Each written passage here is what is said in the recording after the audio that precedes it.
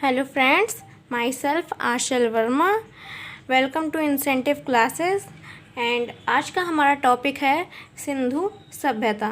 Okay, then now आज हम पढ़ेंगे कि सिंधु सभ्यता की खोज कब हुई और इसका समय क्या था और यहाँ की क्या क्या महत्वपूर्ण बातें थीं। ओके, तो स्टार्ट करते हैं आज की क्लास। तो सबसे पहले तो इसकी खोज राय बहादुर दयाराम साहनी ने की थी। ओके, किसने की थी? राय बहादुर दयाराम साहनी ने की थी। इसका समय था 2400 से 1700 ईस्वी पूर्व तक। ओके, इसका समय था 2400 से 1700 ईस्वी पूर्व। अब हम लोगों ने जैसा कि हमने पहले अपने वीडियो में बताया है कि प्रागैतिहासिक काल को 3 भागों में बांटा गया था और उसमें 3 पार्ट कौन कौन से थे।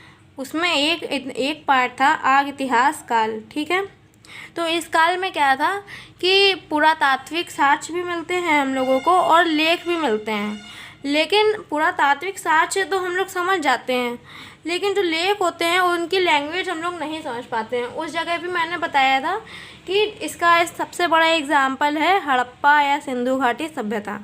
तो आज हम लोग वही टॉपिक कवर कर रहे हैं, तो फिर इसमें आग इतिहास के बारे में बताना ज़रूरी है। ठीक है, तो इसमें पुरातात्विक साक्ष्य तो मिलते हैं और जो लेख हैं हम लोगों को वो भी मिलते हैं, लेकिन जो लेख होते हैं उनकी लैंग्वेज जो होती है वो हम लोग नहीं पढ़ पाते हैं, क्योंकि एक तो बहुत समय पहले की बात है, 2400 ईस्वी पूर्व, मतलब ईसा मसीह के जन्म के 2400 वर्ष पूर्व। ठीक है, तो हम लोगों को इतने समय पहले वो लोग क्या कैसे लिखते थे इतना नहीं नॉलेज है, तो हम लोग उनकी लैंग्वेज को या उनके लेख जो थे उनको नहीं पढ़ पाते हैं अभी।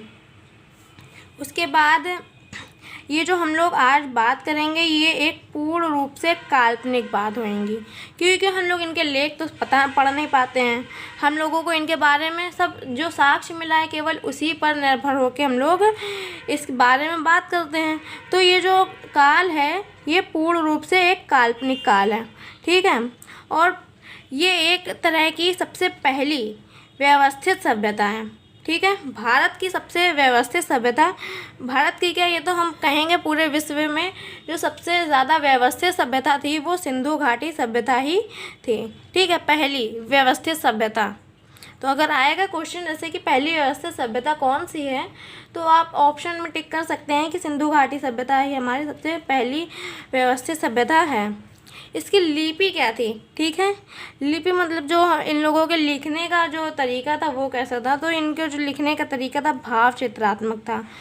ठीक है, वो जो कोई भी बात होती है या फिर कुछ भी होता था उस समय लिखने के लिए तो उसको एक्सप्रेशन के थ्रू जो है लिखते थे, तो इसलिए हम कह सकते हैं कि जो इनकी लिपि थी वो भाव चित्रात्मक थी। ठीक है, लिपि कैसी थी? भाव चित्रात्मक। अब जो लिपि थी इसमें ज़्यादातर जो अक्षर पाए गए हैं वो यू आकार के पाए गए हैं, मछली के कुछ चित्र पाए गए हैं। अब हम लोग इनकी लैंग्वेज नहीं पढ़ पाते हैं तो हम लोग नहीं बता सकते कि इस तरह का जो अक्षर बनाता है तो उससे इनका क्या मतलब होगा, लेकिन बस हम लोग ये देख सकते हैं कि नोटिस कर सकते हैं कि इसमें क्या क्या ज़्यादातर देखने को मिलता है। उसके बाद जो इनकी लिपि थी भाव चित्रात्मक, उसमें कई संकेत मिलते हैं हम लोग। ठीक है, जो अब तक जो है 400 से 500 संकेत मिल चुके हैं। ठीक है, साक्ष्य जिसे हम लोग साक्ष्य बोलते हैं, तो साक्ष्य मिल चुके हैं। ठीक है, और साक्ष्य कहाँ कहाँ मिले हैं, मतलब कि जो हम लोग इनकी लिपि होती थी वो किस किस जगह मिली है, मतलब कि जैसे कुछ लिपि हैं वो ईंटों पे मिली हैं। ठीक है, ईंटों पे कोई ना कोई लिपि या फिर कुछ साक्ष्य बने रहते थे। ये जो मोहरे हैं मोहरों पर जो है ज़्यादातर मोहरों में लिखा हुआ मिलता था। ठीक है, ज़्यादातर साक्ष्य जो है इन सब में जो ज़्यादातर साक्ष्य हैं वो मोहरों पर मिले हैं। ठीक है, बर्तनों में लिखा जाता था, और जो मनके होते हैं या गहने होते हैं इन पर लिखा जाता था। ठीक है, तो इन सब पे हम लोगों को सिंधु घाटी सभ्यता के साक्ष्य मिलते हैं। ओके, इनका जो लिखने का तरीका है उस पर अभी भी विवाद है। ठीक है, इनका जो लिखने का तरीका है उस पर विवाद इसलिए है क्योंकि हम लोग इनकी लैंग्वेज को अभी पढ़ तो पाए नहीं हैं। अब कुछ जो है पुरातात्वविद वो कहते हैं कि इनकी लिपि दाएं से बाएं होती है, कुछ कहती हैं कि बाएं से दाएं पढ़ा जाएगा। तो इसमें एक तरह का विवाद है कि इसमें जो इनकी लिपि है वो कैसे पढ़ी जाएगी। तो जिस लिपि को हम ये कहेंगे कि दोनों तरफ से पढ़ी जा सकती हो, लिखी जा सकती हो, उसको बोलते हैं ब्रूस्टोफ्रेडन शैली। इसको क्या बोलते हैं? ब्रूस्टोफ्रेडन शैली बोलते हैं। ओके, तो अभी जब तक क्लियर नहीं हो जाता तब तक हम लोग ये पढ़ लेंगे कि इसकी शैली कौन सी है। ब्रूस्टोफ्रेडन शैली है। जो मोहरें पाई जाती हैं, ये मोहरें ये कौन से धातु की बनी होती हैं? ये सेलखड़ी नामक धातु से बनी होती है। धातु क्या होती है? एक्चुअली में सेलखड़ी जो होती है वो एक मिट्टी होती है, मिट्टी का एक प्रकार होता है सेलखड़ी। ठीक है, मिट्टी का एक प्रकार होता है सेलखड़ी। तो जो मोहरें होती थी वो सेलखड़ी से बनी होती थी और उस पर साक्ष्य निर्मित होते थे। अब ये सभ्यता नदी घाटी सभ्यता के नाम से जानी जाती है। हम सब जानते हैं सिंधु घाटी को, हम लोग यही बोलते हैं सिंधु नदी घाटी सभ्यता। ठीक है, उस समय जब सिंधु घाटी सभ्यता थी उस समय टोटल 4 सभ्यताएं थीं। उसी के दौरान मतलब यहाँ पर 4 सभ्यताएं थीं। केवल इंडिया की बात नहीं कर रही हूँ मैं, पूरे जो है वर्ल्ड की बात कर रही हूँ। तो 4 सभ्यताएं थीं। ठीक है, कौन कौन सी थी? तो वो थी हुआंगवो नदी सभ्यता।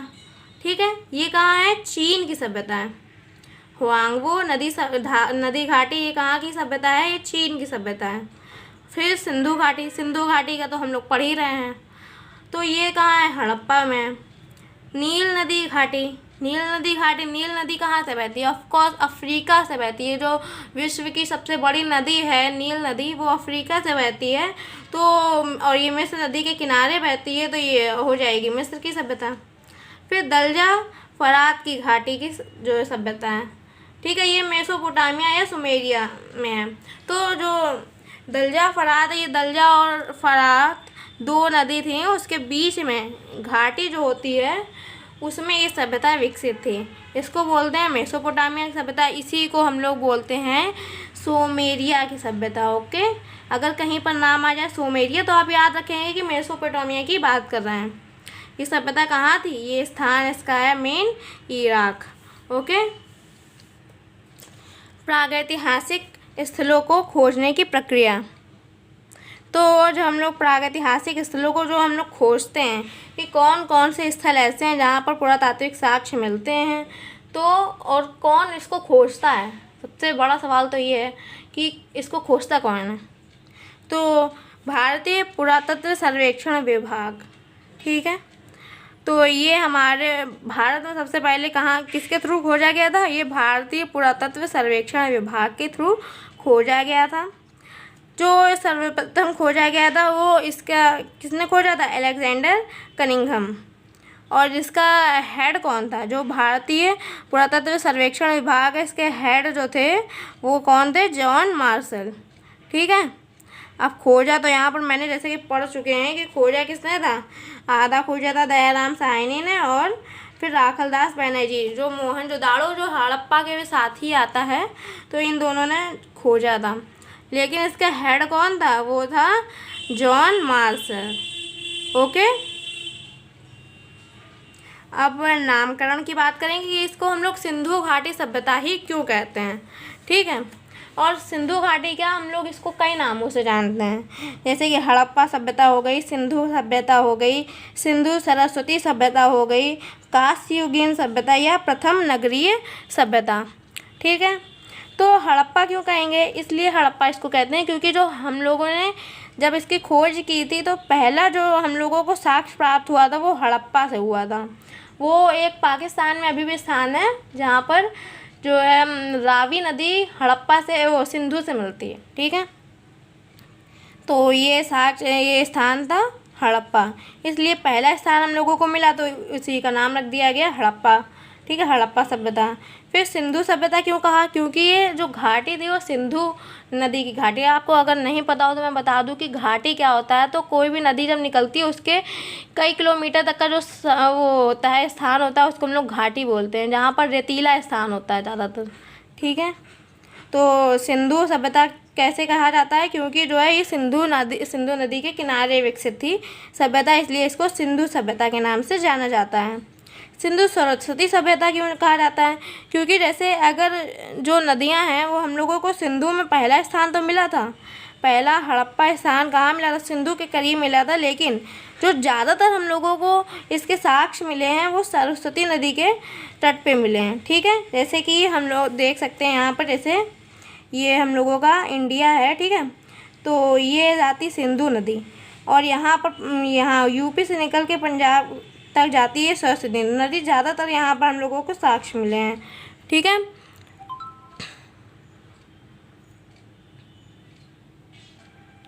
ज़्यादातर साक्ष्य हम लोगों को सरस्वती नदी के किनारे मिले हैं, इसलिए हम लोग कहेंगे इसको सिंधु सरस्वती सभ्यता कहा गया है। 1947 में सरस्वती नदी और सिंधु नदी के तट पर टोटल कितनी बस्तियां मिल चुकी? 40 बस्तियां टोटल मिल चुकी थी। उसके बाद अब तक कितनी हैं? अब तक तो 1200 से 1500 साक्ष्य मिल चुके हैं, स्थानों के जगह मिल चुकी है जहाँ पर सिंधु नदी के जो है साक्ष्य मिले, मतलब सिंधु सभ्यता के साक्ष्य मिल चुके हैं। इसका स्थान बहुत ही विस्तृत है। उसके बाद इसको कांस्ययुगीन सभ्यता भी कहा जाता है। कांस्ययुगीन सभ्यता इसलिए कहा जाता है क्योंकि इस समय के लोग जो थे वो कांसे का प्रयोग करने लगे थे। तांबा और टिन को मिला के जो कांसा बनता है, तो इस समय के लोग कांसे का प्रयोग करने लगे थे, इसलिए इसको कांस्ययुगीन सभ्यता भी कहा जाता है। सबसे पहली नगरीय सभ्यता कौन सी है? वो थी हड़प्पा सभ्यता। ठीक है, मतलब यहाँ की जो यहाँ पर ये नहीं था कि गांव की तरह, वो लोग बिल्कुल शहर की तरह रहते थे, बहुत ही व्यवस्थित था वो है। और इतना तो हम लोग भी नहीं, उस समय सोचिए हम लोग कितने समय पहले की बात कर रहे हैं, उस समय बहुत ही सब कुछ व्यवस्थित था है, हर बहुत ही नियम कानून कायदे थे, तो इसलिए इसको जो है प्रथम नगरीय सभ्यता भी कहा जाता है। ओके, अब हम लोग पढ़ेंगे इसका कालक्रम। ठीक है, तो कालक्रम क्या है, हम लोगों ने कैसे निर्धारित किया? तो उसके लिए सबसे पहले विकसित की जाए, मतलब कि रेडियो कार्बन विधि का प्रयोग किया जाता है। हम लोग किसी भी समय किसी भी चीज़ को या ये देखते हैं कि वो कितनी पुरानी है, उसको जानने के लिए रेडियो कार्बन विधि का प्रयोग करते हैं। इसको C4 भी बोलते हैं। इसमें 3 चरण होते हैं। तो इसमें 3 चरण है एक्चुअली में। जो रेडियो कार्बन विधि से जब हम लोगों ने इसकी जांच की, तो हम लोगों ने पाया कि इसको जो सिंधु सभ्यता है इसको 3 भागों में बांटा जा सकता है।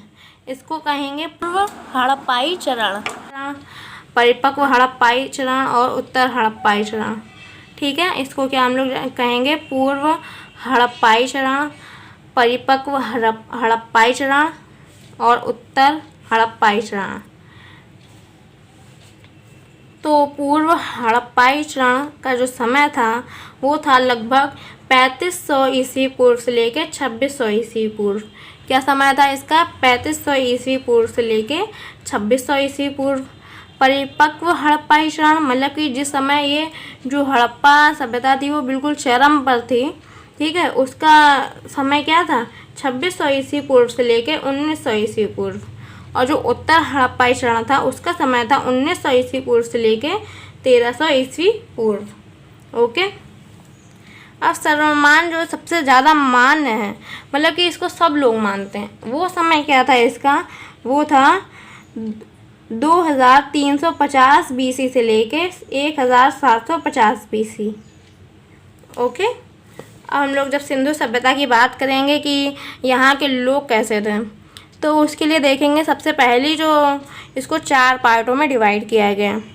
फर्स्ट है प्रोटो एस्ट्रोलॉयड, पहली जाति थी जो कि, ठीक है, इसको क्या है, पहली जाति हम लोगों की कौन सी थी? Proto asteroid. उसके बाद जो दूसरी जाति थी वो थी भूमध्य सागरीय, तीसरी थी मंगोलायड और चौथी थी एल्पाइन। ओके, तो अब यहीं पर हम अपनी क्लास समाप्त करते हैं। और अगर आपको ये वीडियो अच्छी लगी हो तो please like and subscribe my channel. Okay, and bell icon दबाना ना भूलिएगा, जिससे हमारी आने वाली वीडियो आपके पास जल्दी से जल्दी पहुंच जाएंगी। Okay, thank you.